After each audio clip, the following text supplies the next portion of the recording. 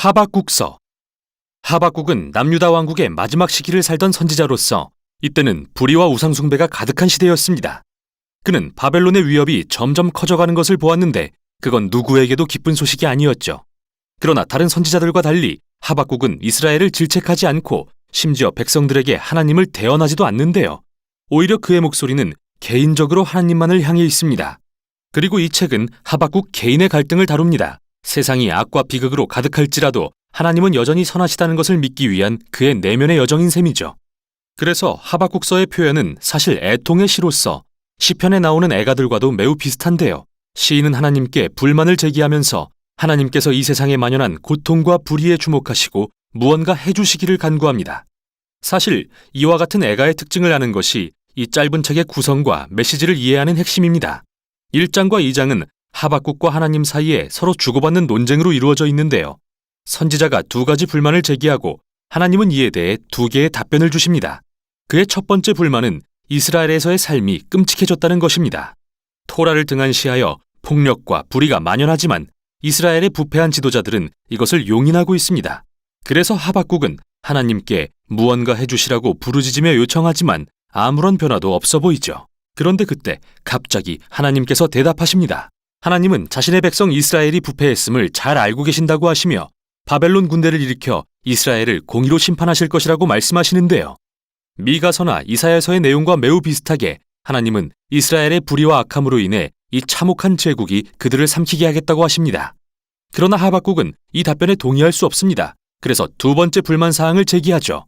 그는 바벨론이 이스라엘보다 더 악하고 더 부패했고 더 폭력적이며 자신들의 군사력을 신격화하면서 사람들을 동물처럼 취급한다고 항변합니다. 마치 어망의 물고기처럼요.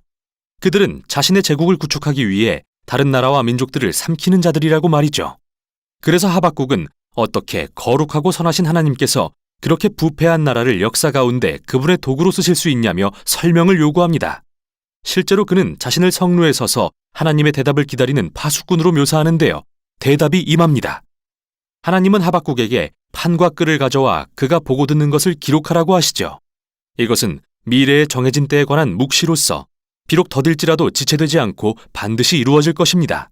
나아가 하나님은 의인은 이 소망과 묵시에 대한 그의 믿음으로 말미암아 살 것이라고 말씀하시죠. 그렇다면 하박국이 기록해야 했던 하나님의 약속이란 과연 무엇일까요?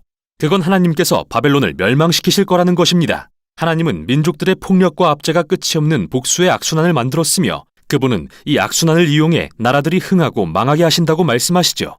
그러나 하나님께서 잠시 바벨론처럼 부패한 나라를 사용하신다고 해서 그들이 저지른 모든 악행을 인정하신다는 뜻은 아닙니다. 그분은 모든 나라들을 그분의 공의로 심판하시므로 바벨론은 그와 같이 행하는 다른 나라들과 함께 멸망할 것이라고 하십니다. 그 후 하나님의 약속은 5가지 화 있으리라는 표현으로 자세히 설명드는데 바벨론과 같은 나라들이 저지른 억압과 불의를 잘 묘사하고 있죠. 첫 번째와 두 번째는 부당한 경제적 관행에 대한 것으로서 예를 들어 터무니없는 이자로 가난한 자들을 빚으로 얽매는 부자들을 지적합니다. 그들은 그렇게 부정직한 수단으로 부를 쌓았죠. 세 번째는 강제 노역에 대한 것으로서 인간을 동물처럼 다루며 생산하지 못하면 폭력으로 위협하는 것에 대한 비난입니다. 네 번째는 무책임한 지도자들이 술을 남용했던 것을 지적하는데요. 백성들이 나쁜 통치 아래 고통받고 있을 때 지도자들은 잔치를 벌여 그들의 돈을 향락과 술에 탕진했죠. 그리고 마지막은 이러한 모든 나라들의 악의 근원인 우상숭배를 들춥니다. 그들은 돈과 권력과 국가 안보를 자신들의 우상으로 만들고 모든 것을 바쳐 충성을 맹세합니다. 그래서 백성들은 점점 그들 제국의 노예가 되어갔죠. 그러나 여기에 묘사된 악행들이 바벨론에만 국한되는 건 아닌데요. 사실 이게 핵심입니다. 인간의 본성을 감안할 때 대부분의 나라들은 결국 바벨론이 되고 맙니다. 바로 이게 하나님께서 이 책에서 하박국에게 주시는 대답이자 이후의 모든 세대들에게 주시는 대답입니다. 서로 다른 바벨론이 통치하는 이 세상의 모든 이들에게 말이죠. 그런데 질문이 하나 남아 있습니다. 하나님은 과연 바벨론과 같은 제국들이 흥하고 망하는 이 악순환을 영원히 지속하실까요? 이 질문에 대한 답이 3장에 나옵니다.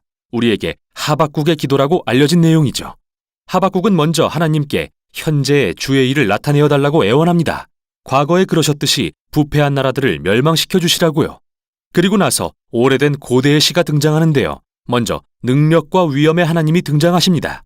이는 미가서와 나훔서 도입부의 시들과 매우 비슷하고 출애굽기에서 묘사되는 시내산에서의 하나님의 임재처럼 구름과 불이 있고 지진이 일어나죠. 창조주께서 인간의 악과 대면하기 위해 나타나실 때 모든 인간은 그분을 주목할 것입니다. 계속해서 하박국은 훗날 악이 패할 것을 미래의 출애굽으로 묘사하는데요. 하나님이 마치 전사처럼 등장하셔서 바로와의 전투에서 바다를 가르시죠. 하박국은 하나님께서 다시 한번 악인의 집에 머리를 쳐서 심판하실 거라고 말합니다. 여기서 바로는 마치 바벨론처럼 폭력적인 인간 나라들의 전형으로 표현됩니다. 그러나 악을 대적하실 그때 하나님께서는 주의 백성과 그분의 기름 부음 받은 자는 구원하실 거라고 말합니다. 이는 다윗의 가문에서 오실 왕에 대한 언급이죠. 이렇게 이 시는 과거의 출애굽 이야기를 통해 하나님께서 행하실 미래의 출애굽을 보여줍니다. 그분은 다시 한번 악을 물리치시고 세상의 바로들과 바벨론들을 멸망시키시며 모든 이에게 공의를 행하셔서 억눌리고 무고한 자들을 구원하실 것입니다. 바로 이 소망으로 인해 하박국은 소망의 찬양을 부르며 책을 마칠 수 있게 되죠.